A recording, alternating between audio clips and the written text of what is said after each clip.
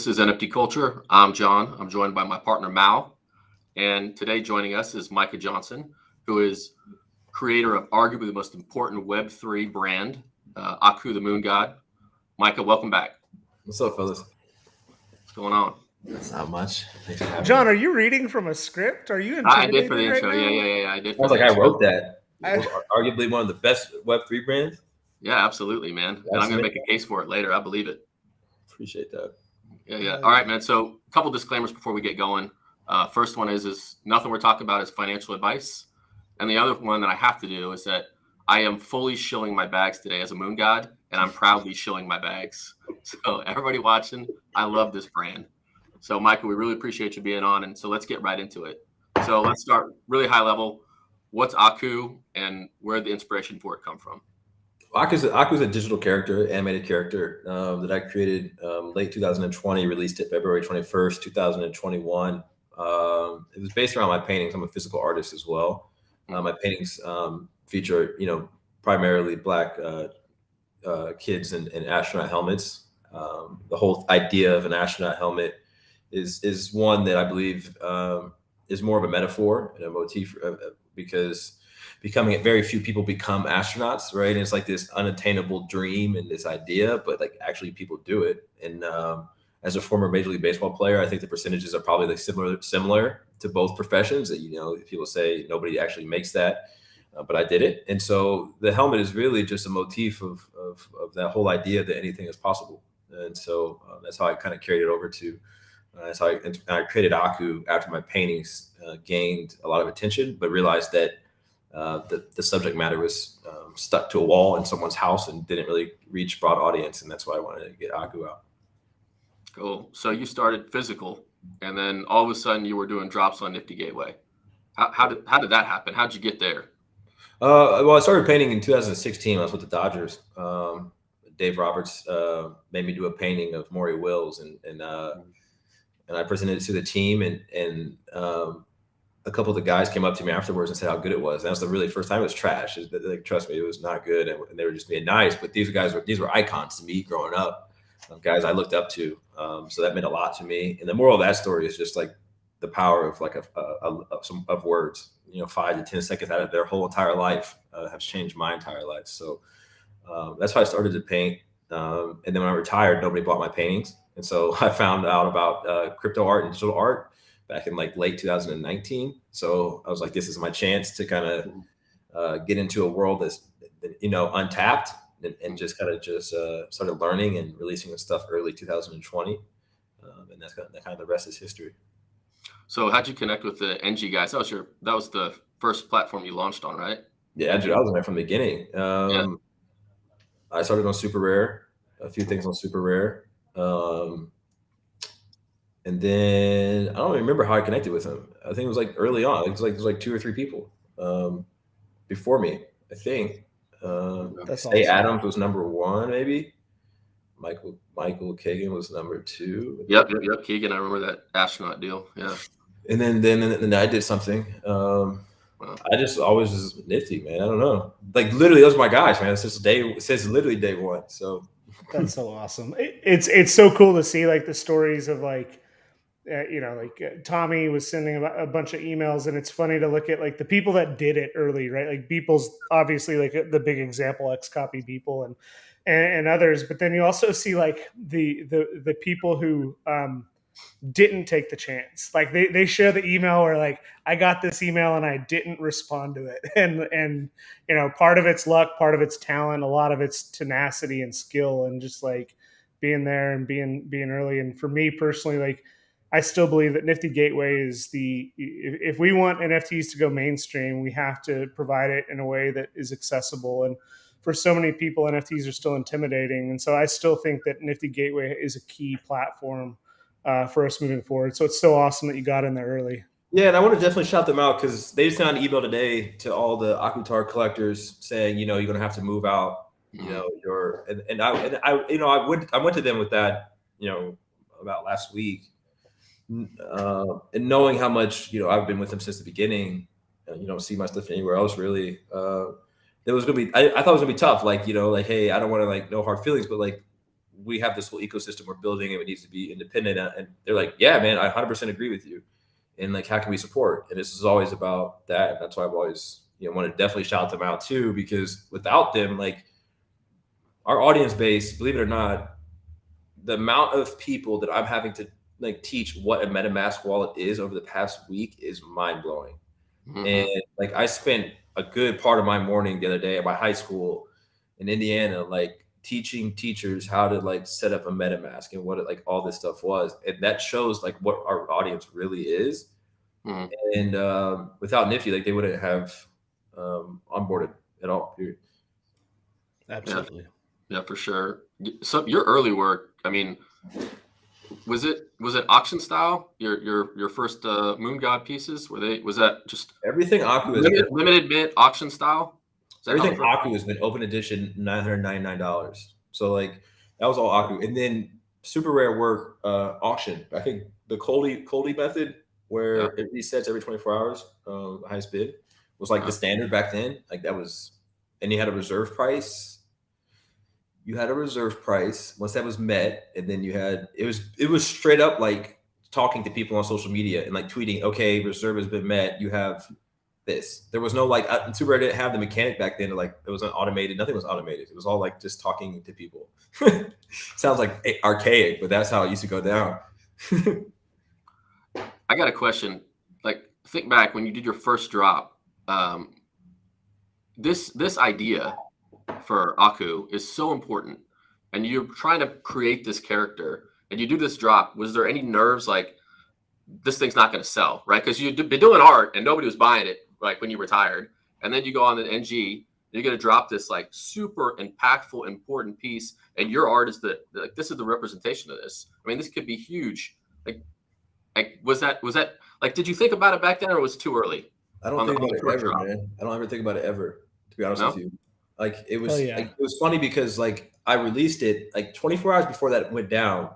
Like I think it's pretty well known that Pusha T's been here since day one, and he has, because like 24 hours before the drop, I was just eating pizza with my family, and Summer Watson and Kai Sheffield over at Visa, like I got put into text with them, and I know Kai a little bit before that, a couple of weeks before that, and they were like, "Yo, you got a drop on like Sunday?" And I was like, "Yeah, like." Like this is what it is. And they like, we got to activate around this. This is our chance, and like, I was like, yeah, it's cool, man. Like, don't stress about it. Like, I appreciate it. And then, start reaching the network out. And so I was going into it just like, this is what it is. And like, I don't think about that because I know like, A, naturally I'm not that kind of person. And B, I don't know. I just didn't think about it. Like even with the drop coming up and like the airdrop, literally don't think about it just because I know that I'm continuing to build and like it's eventually work. That's so awesome. Like just to think about like just it takes a special type of person to and I've got I got a family member who's in the minors for playing for the Astros pitcher, and like it's just like the watching him. He's my wife's cousin, so I've known him since he was like 12 or 13, and the tenacity to be able to go through the trials and tribulations of like having a passion and everything else. For me, it's like that athlete's mindset is so important, and I think like if you have that drive and you have that passion, it's like everything else becomes achievable. And so just the fact that you start to do that, and you're not afraid to take risks, and you're willing to stick to your guns. And I'm probably one of the biggest Kanye West fans that I know. So I also love Pusha, and like just the fact that having him attach that, and when you do think about kind of what Aku represents and some of the music and everything, the group that you've brought together is really cool for me personally, because it is a myriad of different talents, different expertise. But I think everyone sees the vision and everyone sees the opportunity for what Aku represents. And so for me, it's just inspiring that like, it's just to see that everyone sees, how awesome this project is. Oh, I appreciate that, man. I think it's not even me though that brought them together. I think it's just Aku. Like at this point, Aku's a platform. It's not even. It's a character, but at the end of the day, it's a platform, man. It's like it started with that text with Summer. They brought in Push. They brought in Upscale. They brought in PUMA. They brought in Rock Nation. They brought in BBC. You know, boom, boom, boom, boom. But what people don't know about when we release and announce those brands, like there's a through line through all of them.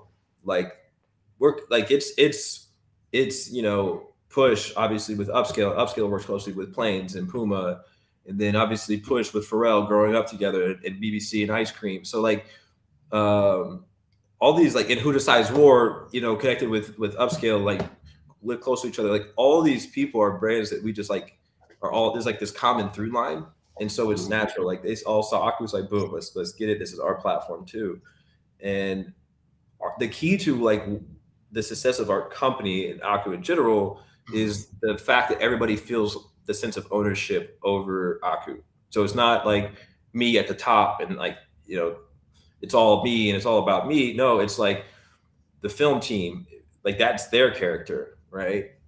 You know, PUMA, BBC, play, like, you know, that's their character. That's Upscale's character. That's Push's character. You know, it's like everybody's. And so that's what makes us so efficient and work at the rate we work, is because when you are an entrepreneur and you have this thing, nobody's going to outwork you, right? So it's kind of hard to get other people motivated to like work with you. In this case, it's just everybody's. So it's like it just allows us to work at a different rate. For sure. Yeah, I want to ask you a couple questions on the Akutars and kind of the brands and collaborations you're doing a little bit later, but kind of walk it back on the chapters, because I think that's such an important part of Aku. And, you know, I spend a lot of time in the Discord and you're in there like constantly. And so sometimes I'm wondering like, dang, he puts a lot of effort like into community building. So, you know, from somebody that's a holder, definitely appreciated and definitely noticed. But back to the chapters, you know, what made you decide to do a 10-part drop? Like, where did that come from? The idea that I needed the time to prove out this idea and this character. The idea was to do 10 chapters over a few years. I'd never made an animated series before or created a story before, so I didn't know how long it'd take to make it even a chapter, right? So I just figured we'd do 10 over a few years to seed story. This is before NFTs popped. You remember that? Like that's before mainstream when I was coming up with this concept and released it. So I didn't know when it was going to come, or if it would ever come, they would go mainstream. And so 10 was just a way to see the story out. And hopefully the idea was by end of 10 that somebody in Hollywood would want to pick it up, and we could like continue to expand and grow that. That was it. Did you expect the chapters to be as successful as they were? Because literally, if you go on the secondary market right now, not a single mint is under the original mint price. There's like barely any supply. I mean, it's a massive, massive project when you look at all the chapters in their totality, and there's barely any supply available for purchase. Like what? How did you get people that? I mean, it's super unique. Well, I think I have a joke that it's that like half the people don't even know how to sell, because it's all people that don't even know. Oh no! What they're doing. It's all people who just like you know, like I said, I went to the high school taught how to use MetaMask, so you just they didn't know how to sell. But in all actuality, I just think that it's we're very fortunate that people just want to support what we're doing, and it wasn't released on this idea that here's art, we'll figure it out later. It was released behind because it was authentic to me, and it was a story that I thought I needed to get out into the world. Okay. And then from that was built a foundational element of where we want to take this, you know, character. And so it was more so like the vision was being played out, and being transparent, like being in the community and engaging and like answering questions. So like people aren't always like in the dark. This isn't like we're figuring this out on the fly. It's a very clear end goal. And so I think that's just it, man. I think people like are just also too, one thing that cannot be overstated, the importance of just relationships, period. Mm-hmm. The fact that, you know, in our Discord, you have friends, like you have people that actually care about you as a human being, and it's not about the floor price or anything like that. That's valuable. Like that's incredibly valuable to be in a community that people care about you. And so there's a level of attachment to being a part of it. So I think that's really it. I think, one of the things that I really appreciated about this project, and I think we're seeing right now, there's all the memes and the jokes about some of the, and I'm buyers of those projects too, but like, is it accident, coincidence, or fate that some of these projects that are dropping right now are dropping right before tax season? But this project is definitely not one of them, because you've been transparent from the beginning about kind of what the vision for Aku was, and so there's a lot of right, wrong, or indifferent, like in this space, especially with what Nifty Gateway has gone through with the peaks and valleys. And I think Nifty Gateway has done better than anyone can imagine to be able to navigate that and still be, the penultimate place. But you came out from the get-go saying what your vision was for this. And I think that one of the things that makes for me and other collectors so bullish is like you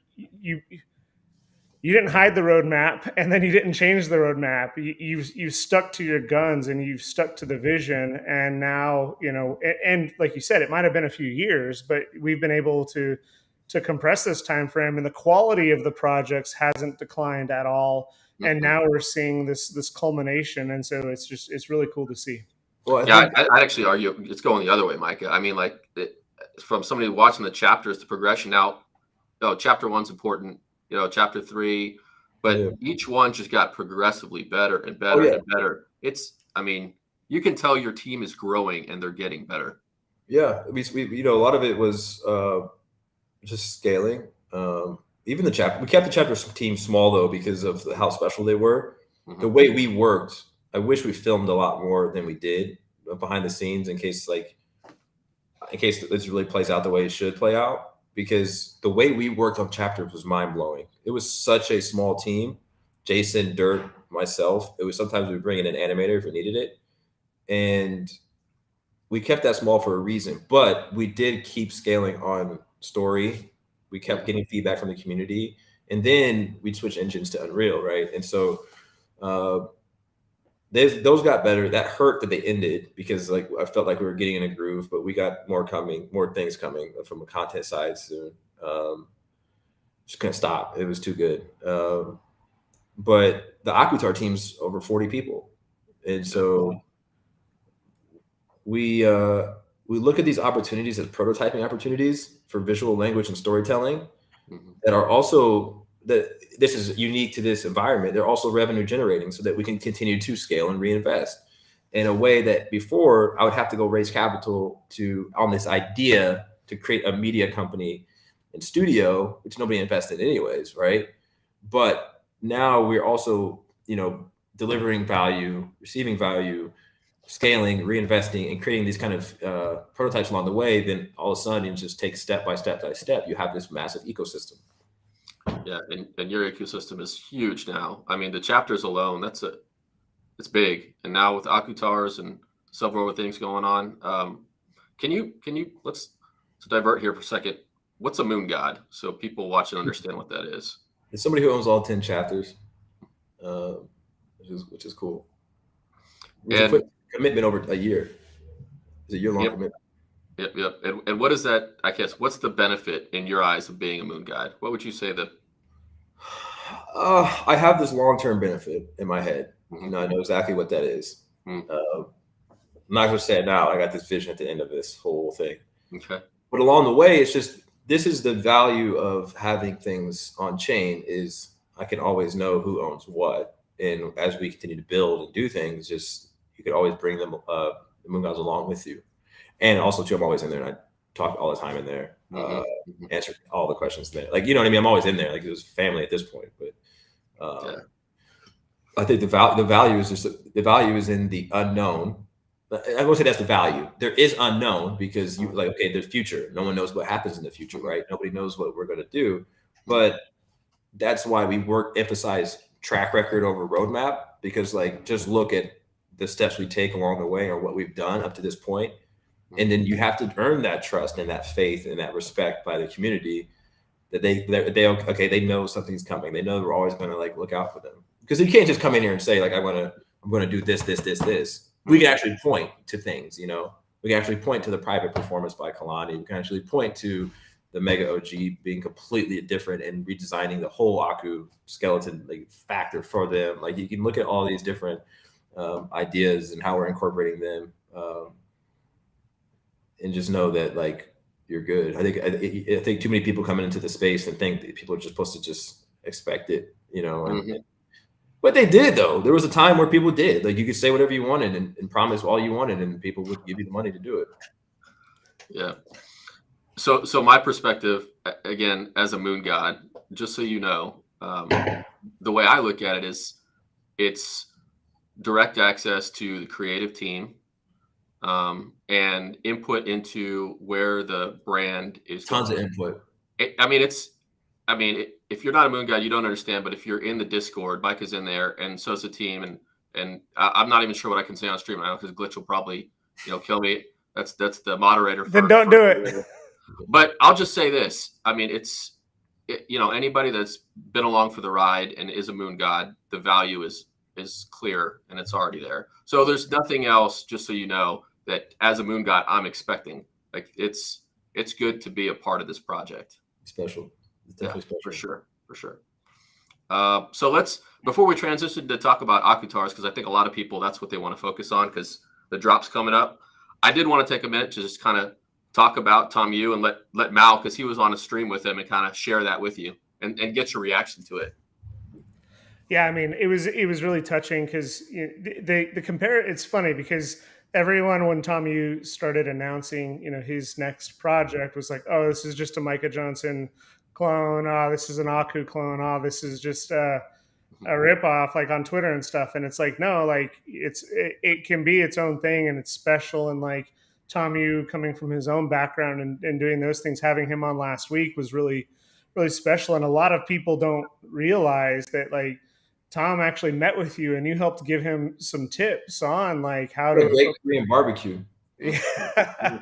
and like I think that was cool as well, because for me, Tommy was an OG as well in the Nifty Gateway scene, and it's just cool that y'all are all supporting each other as artists and making sure like, hey, here's the traps, hey, here's the missteps, hey, here's what to consider. And so I'm curious, like outside of what you're working on, like are you helping other artists that are trying to come into this space? What you're kind of, in my opinion, it's a sample size of one, but you haven't lost that. Like there's a mentorship that you can also offer, because there are so many projects out there that can benefit from this. And just to use like an analogy is like everyone talks every week about like NFTs and like where's this money coming from, and is this a bubble? And then we go back and we look and we say like, before the pandemic, there would be 10 movies that would be launching every Friday, every week of every week, every year. And each of those movies would make over $100 million.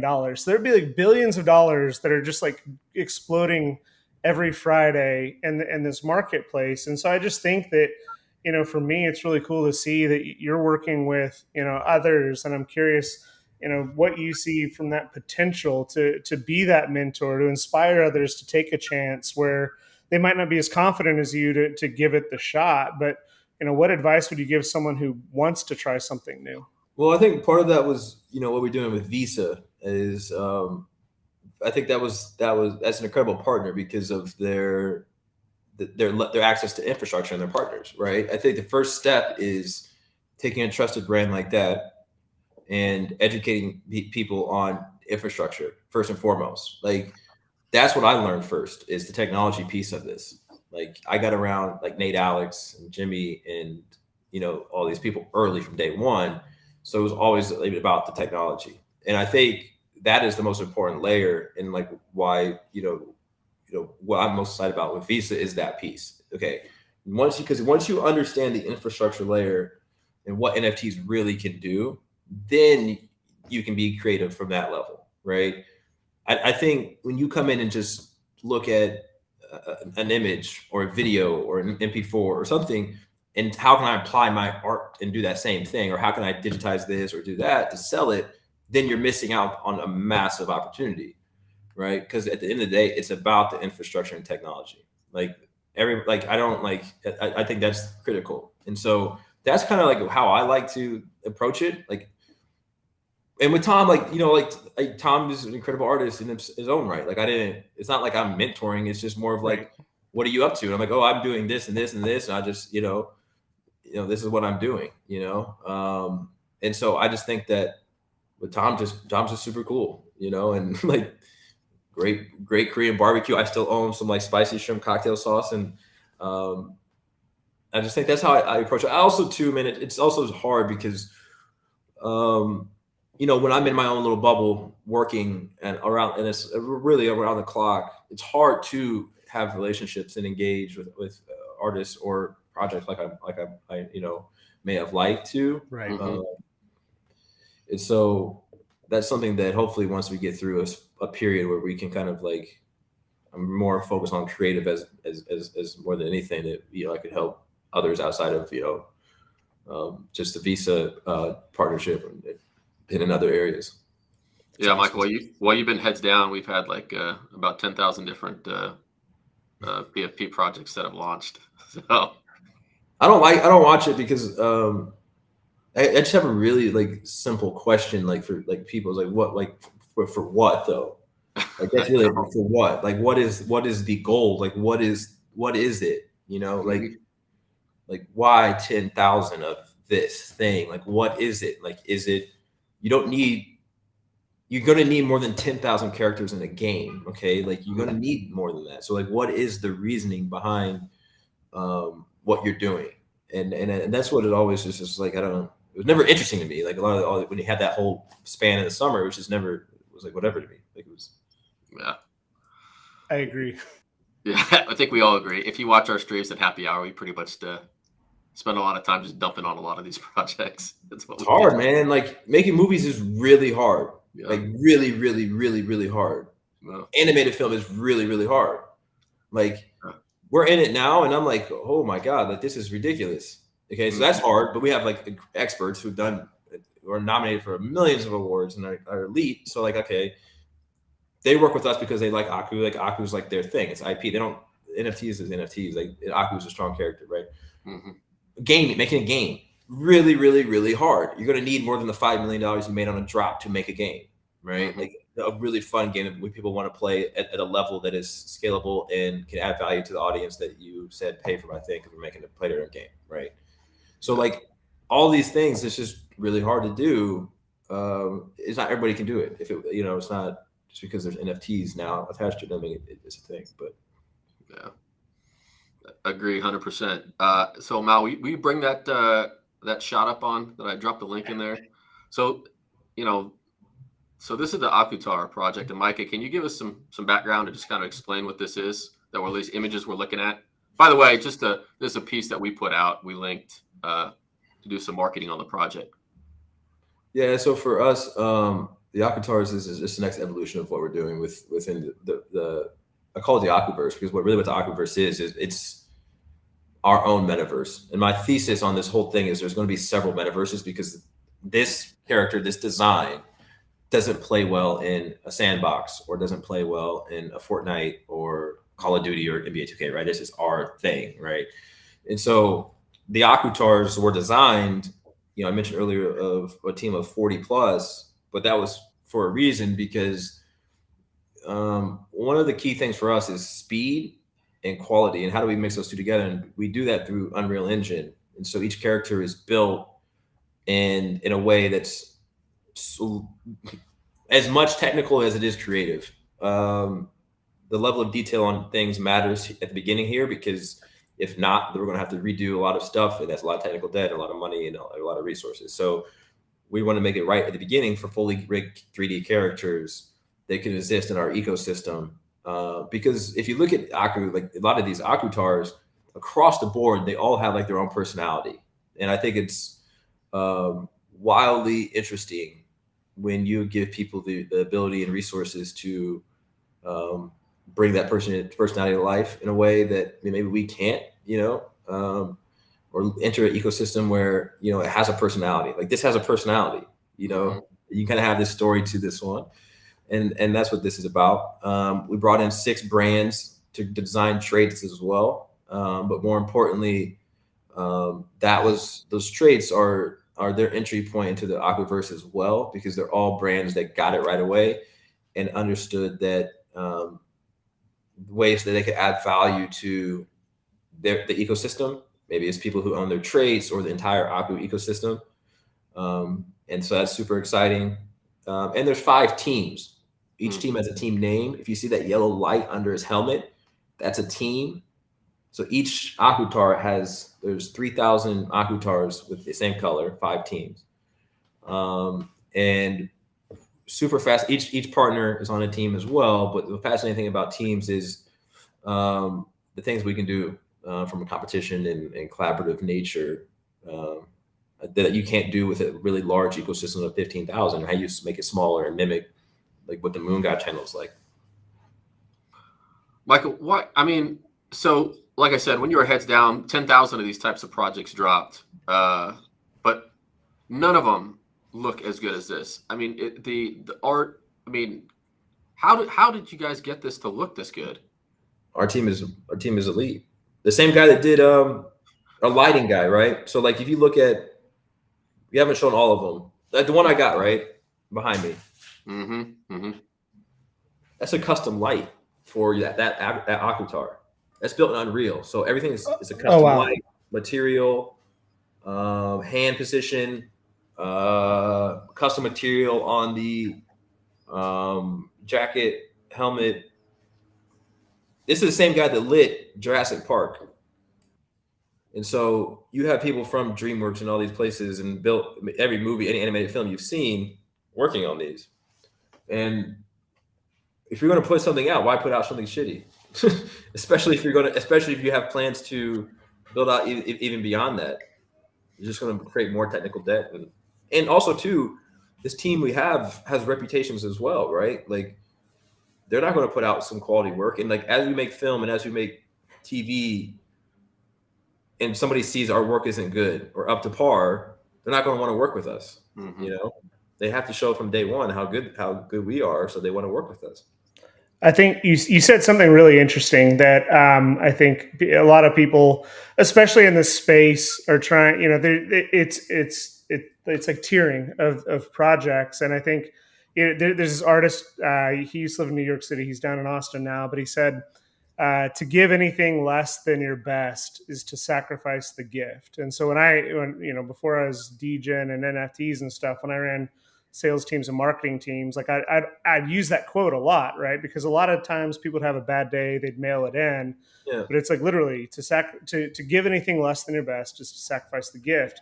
What I see when I look at these avatars is you could have done the easy thing and said, all right, how do we make this compatible with Sandbox? How do we make this compatible with Decentraland?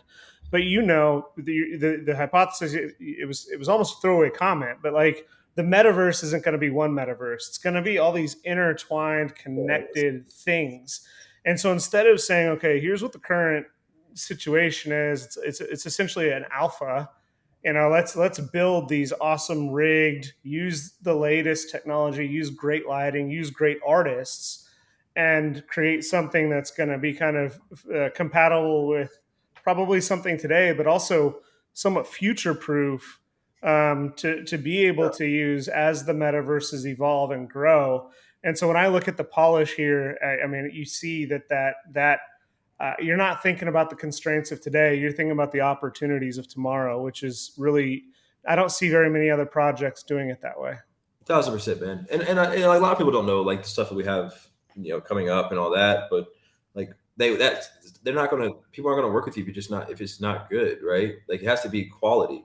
Like you don't get the brands we got who are all into that, upper tier level of design and fashion to work with you if it's just mediocre, right? Like Jay-Z has to approve their designs. Like that's not, he's not going to say, oh, you got to be elite. It has to be elite, right? Why would he waste his time even in approving it? And so. Pharrell, Pusha T, like all these people have their own brands, and so we have to meet their standard, and that's really all it's about. Also, too, on the most simple level, people are paying for these. So if they're paying for you, taking people's money, why would you not deliver the best you can possibly deliver?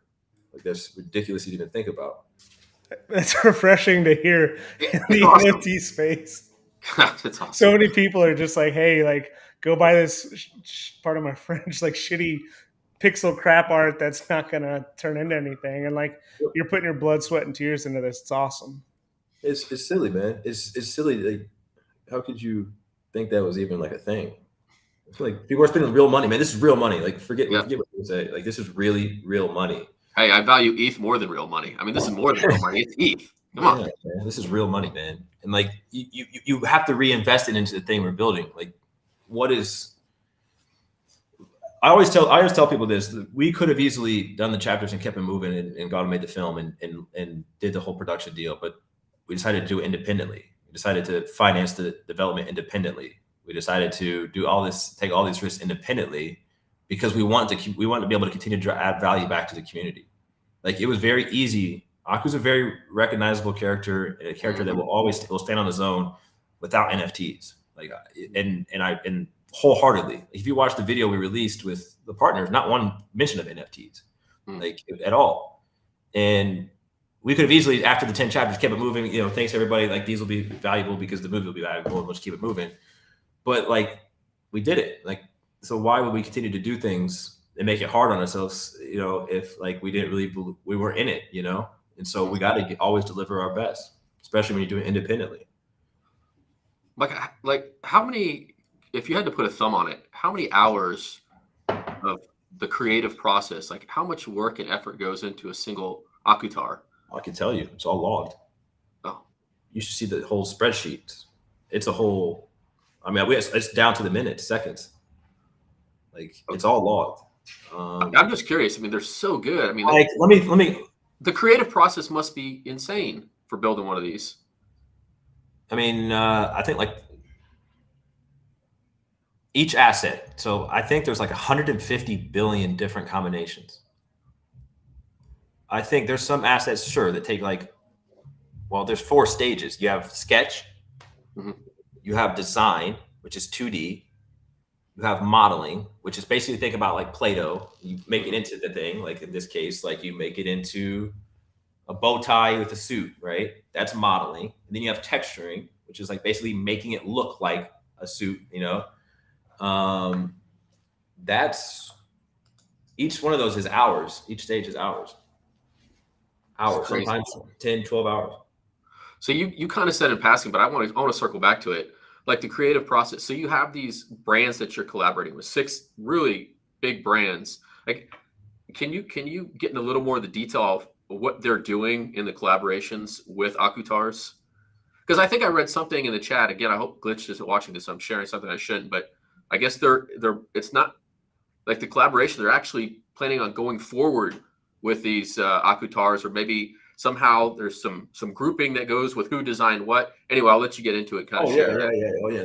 They aren't just designing traits. Even like, you know, even Emory Jones himself said, like, you know, there's some exciting things to come. These aren't just like, oh, we're making cool traits and we'll catch you guys later. Hope they look good. No, this is a chance for everybody to win. This is a good opportunity to for these brands to get into our community and, like, you know, do the things they do best and reach a whole new audience base and really engage into this new metaverse and Web3 space, you know? So no, there's a lot of things that they're already thinking about doing within our community and ecosystems, and really integrating themselves.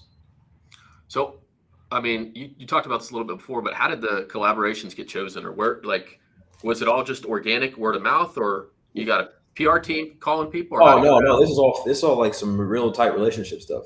Started with Summer Watson, and then her relationship with Push and Upscale.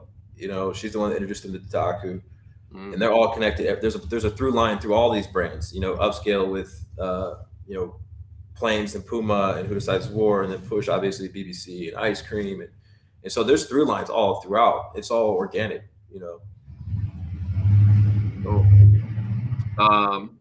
So you have these collaborations you just launched. I guess I'm sure you're probably getting blown up right now with people wanting to work with Aku, because the brand is incredible now. I mean, is there like a criteria you're using for who to collab with, or no? Real simple. You either get it or you don't. We don't have time to educate you.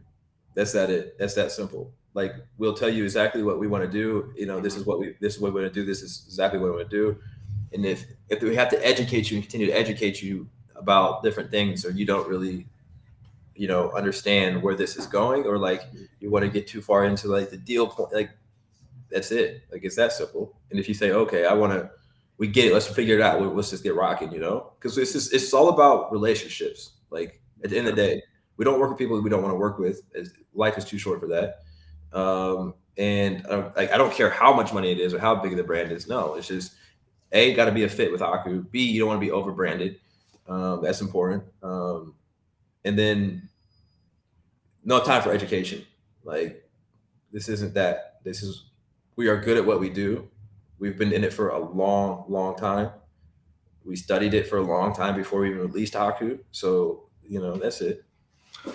So, like, how many Akutars are there going to be total? 15,000. 15,000. And you guys, I guess, airdrop the mint passes to chapter holders and various Micah art piece collectors, right? Yeah, 9,300 airdrops. So that leaves like 6,000 something for the 5,600 in public mint. Have y'all settled on a price yet for what Market will decide? Market will decide leading up to it. Oh, so you're basically waiting on the mint passes. Mm-hmm. I'm not gonna make a random number up. Just like, that's silly too. Like, yeah, 3 ETH because someone else did 3 ETH when the market's not even at 3 ETH or telling you it's 3 ETH, or it could be 5 ETH, whatever it is. The market will tell you. Yeah. That's awesome, and that's also kind of refreshing that we're looking at the we don't force the function anymore, and I think that's also part of the maturity of kind of what's going on right now. And when you look at like the two big projects that are coming up, like Moonbirds, and then obviously like everyone's talking about the other side and Ape Land, and it that one of the things that's and I can't, I just keep saying it, that's awesome over and over, and I promise it's not intentional. It's just incredibly refreshing. But for me, you're seeing a lot of capitulation and changes in the market because everyone's offloading to basically buy Ape Land, right, or the other side. But when you look at these NFTs, like they're still like the passes are doing incredibly well, kind of from what you've seen other projects in this category doing. So I think that's a bullish signal. It's really exciting to see. Yeah. I was telling somebody, I was like, like we're good. We want to get through this, and we got the whole team coming together for the launch. Just we want all hands on deck for the couple of days leading into it, and back to work, man. Like, we kind of hit pause on some of the stuff we were doing just to get through these 2 weeks here, but a lot of people don't know. They do know. We've been doing this for a year now, so like, it wasn't just we were doing a year leading up to make Akutars. Like, we got a million other things we got coming.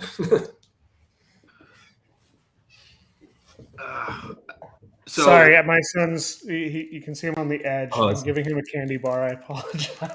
All right, Micah. I made this big claim that this is probably the most important Web3 IP at the very beginning, and I honestly believe that. And I want to kind of talk about that as we wind down. So I think it's kind of stands on 4 pillars that kind of justify that argument. I want to get your, I guess, color context on this. So like the first and foremost of the message, right? That's clear. Anybody that bought chapters originally, and I can say this because I've spent time in the Discord, they bought it because they believed in the message, right? So that's why I asked you earlier. I really think that the reason there's no resale is that the people that bought the chapters bought them because they were investing in the message. Right. So I think that's one of the pillars. The other is the professional scale. Like, we've already talked about this. Like, anybody that's watching this stream is going to know everything you guys do, you execute at an unbelievable level. And I asked Malachi to pull this up because even the website is like the best. It's so polished. It's incredible. Everything you guys have done on that. I want to talk about Art Basel because folks might not know, but this is another example of how incredible and how professional the Aku team is. So can you give some context about what you guys did at Art Basel? Yeah, Art Basel, we had a 30,000 square foot interactive exhibit open for 3 days. FTX was a sponsor, main title sponsor alongside Visa.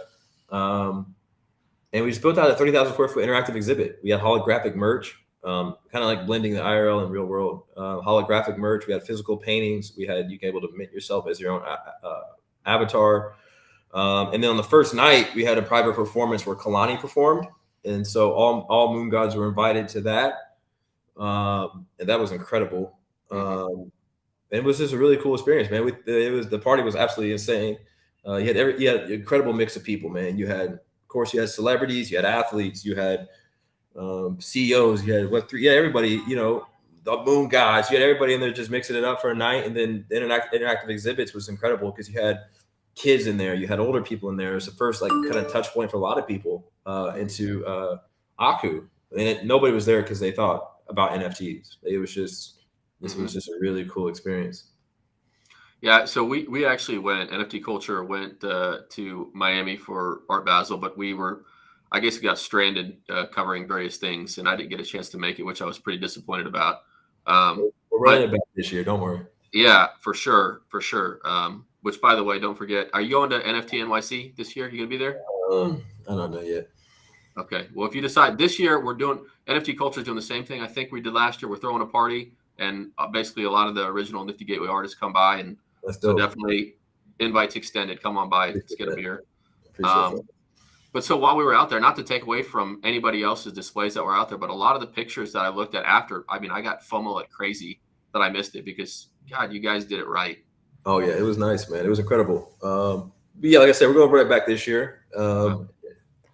Yeah, we just got Lauren sent us the details earlier today. It's going to be December 2nd through the 4th, and when I won't say the lineup in case it's under embargo. But oh my goodness, the programming that you guys have, CEOs of some of the biggest names. I mean, it's the swell of talent that's going to be here with y'all this December in Miami is going to be something else.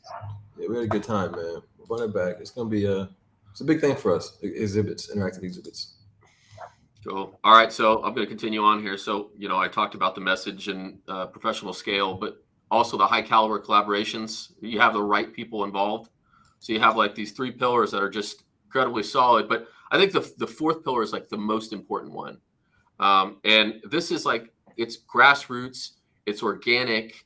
And just recently there was a mural that was done at a school. And like, this is when a project is actually making it, right? This is like, it's happening to kids. The kids are absorbing it and they're seeing it, and people, they love the message so much. They love everything about the product, and it's just that's the coolest part. That's the coolest part. Yeah. Hey, Mal, pull up the Aku World. It's on there, right, Micah? I think there's a section on there. Pull that back up and scroll all the way down. Keep scrolling down if you can.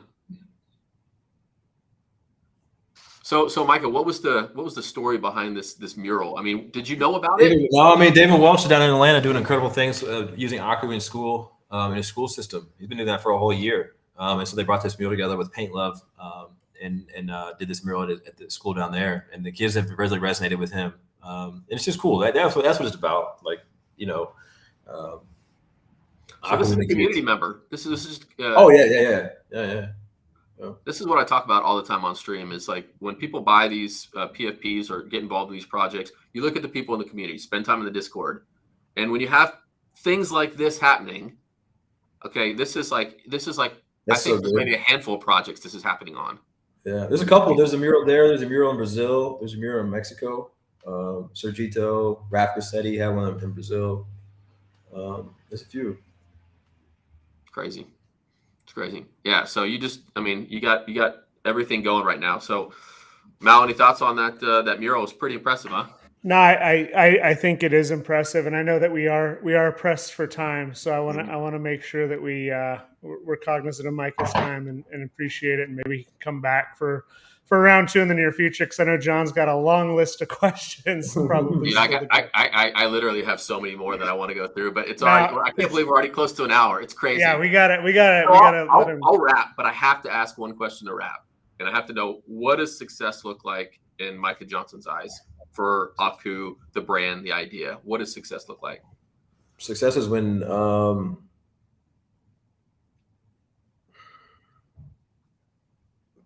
hard to say because there's always more for me. There's no top for me. I always wanted to play Major League Baseball. I got there, then there was always more. I needed to be an all-star, and I needed to be this. I just want every kid to watch Aku. I want the movie to be the best movie ever. I want everything we do to just be really, really good. And I just want people to really enjoy it and enjoy the moments of this time. That's it. Like good, bad, whatever. This is special. All these people coming together. There's no demographic for Aku. You have middle of nowhere, Indiana, people who own Aku chapters. You have 117 countries where Aku's being talked about. You got murals all over the world now. You got a mural going up in London this next week. Just enjoy it, man. I'm kind of enjoying it because it's a special moment where we get to watch something happen and everybody's a part of it. Yeah, real IP being born in Web3 that actually matters. It's pretty special. I had somebody ask me a while back, and I get asked this every once in a while, like blue chip artist, like how do you know when somebody's made it? And my answer, check it out on stream, is basically when their art is bigger than they are.